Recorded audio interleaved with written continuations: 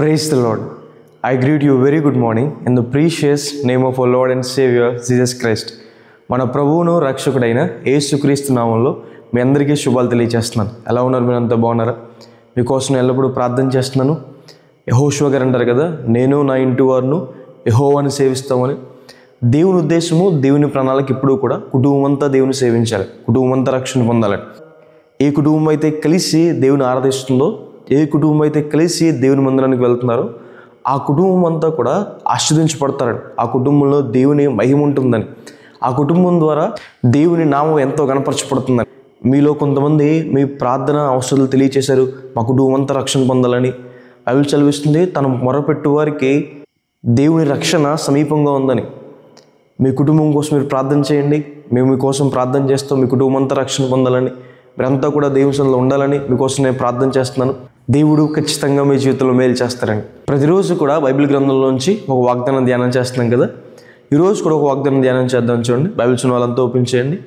కీర్తనల గ్రంథము 92వ అధ్యాయము 13వ వచనంలో రాయబడింది, యెహోవా మందిరములో నాటబడిన వారే వారు మన దేవుని ఆవరణములలో వర్ధిల్లుదురు. హల్లెలూయా. దేవుని మందిరం అనగా దేవుని తేజో మహిమ నివసించే చోటు, దేవుని ప్రజలు ఆయన ఆరాధించుకునే చోటు. సొలొమోను గారు దేవుని మందిరం కట్టించిన తర్వాత మందిరం అంతా కూడా దేవుని మహిమతో నింపబడిందని, ఆ మహిమకు యాజకులు కూడా నిలవలేకపోయారని దేవుని వాక్యం సెలవిస్తుంది. దేవుని మందిరం అనగా దేవుని ఇల్లు, దేవుడు నివాసం ఉండే చోటు. దేవుని మందిరం మీద దేవుని కనుదృష్టి ఉంటుందని, దేవుడు అక్కడ జరిగే ప్రార్థనలు వింటాడని, ఆయన మనస్సు అక్కడ ఉంటుందని దేవుని వాక్యం సెలవిస్తుంది.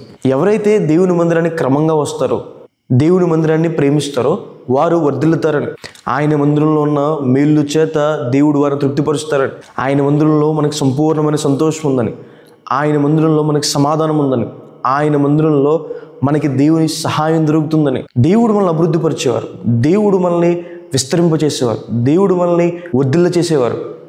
30ంతులుగా 60ంతులుగా 100ంతులుగా మనం అభివృద్ధి పొందుతామని. మనం మొదట ఆత్మలో వర్ధిల్లినప్పుడు మనల్ని దేవుడు అన్ని విషయాల్లో వర్ధిల్లింపచేస్తారని. దేవుణ్ణి ప్రేమించే విషయంలో, దేవుని మందిరాన్ని ప్రేమించే విషయంలో, దేవుని వాక్యాన్ని ప్రేమించే విషయంలో, ప్రార్థన చేసుకునే విషయంలో, పరిశుద్ధత విషయంలో, విశ్వాస విషయంలో మనం అభివృద్ధి పొందినప్పుడు దేవుడు మనల్ని అన్ని విషయాల్లో కూడా వర్ధిల్లింపచేస్తారని.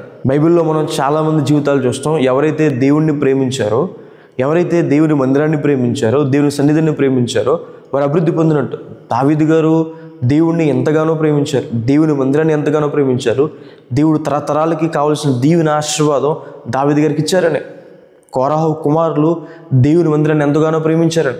అందుకే కోరాహు, అభినాదాబు, దాతాను నశించిపోయినా కోరాహు కుమారులు మాత్రం నశించిపోలేదు అని దేవుని వాక్యం సెలవిస్తుంది. కొంతమందికి ఉండే ఒక క్వశ్చన్ ఏంటంటే, ఎందుకు దేవుని మందిరానికి వెళ్ళాలని? బైబిల్ సెలవిస్తుంది, కృతజ్ఞత కలిగి మనం దేవుని మందిరానికి రావాలని, విత్ గ్రాటిట్యూడ్.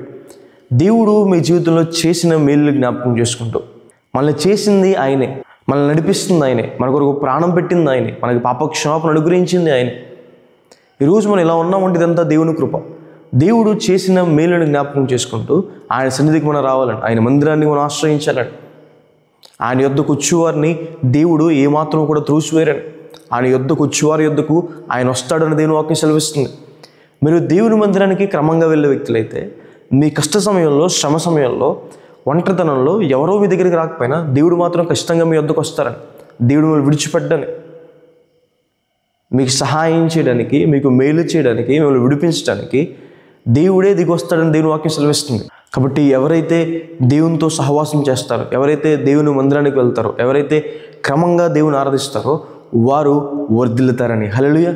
ఈ వాగ్దానం విశ్వసించండి, విశ్వాసంతో దేవుని కొరకు గొప్ప కార్యాలు చేయండి. దేవుడు మీ జీవితంలో గొప్ప కార్యాలు చేస్తాడని ప్రార్థన చేసుకుందాం. చూడండి, సర్వశక్తిమంతుడా, జీవం గల దేవేశ, ప్రభువా మీకు వేలాది వందనాలేసే. ఈరోజు వాగ్దానం ద్వారా మాతో మాట్లాడినందుకు దేవా మీకు వందనాలు. ప్రభువా, ప్రియులు ఎంతమంది అయితే ప్రభువా కుటుంబం అంతా రక్షణ పొందాలని ప్రభు ఆశపడుతున్నారు, ప్రభువా ఆ కుటుంబం అంతటికి రక్షణ దయచేయండి, కృప అనుగ్రహించండి. ప్రభువా భర్తని, భార్యని, ప్రభు పిల్లల్ని అందరూ కూడా ప్రభు అయితే మారు మనసు పొందిన దేవా సహాయం చేయండి, మారు మనసు మార్గంలో వారు నడిపించండి. ప్రభు అయితే అందరూ మందిరానికి వెళ్ళే భాగ్యాన్ని దయచేయండి, కృప చూపించండి. ఏక మనసు కలగ చేయమని దేవా బ్రతిమాలుకుంటున్నాం వేసే. మీకు వేలాది వందనాలు వేసే. మీకు స్తుతి స్తోత్రం తండ్రి.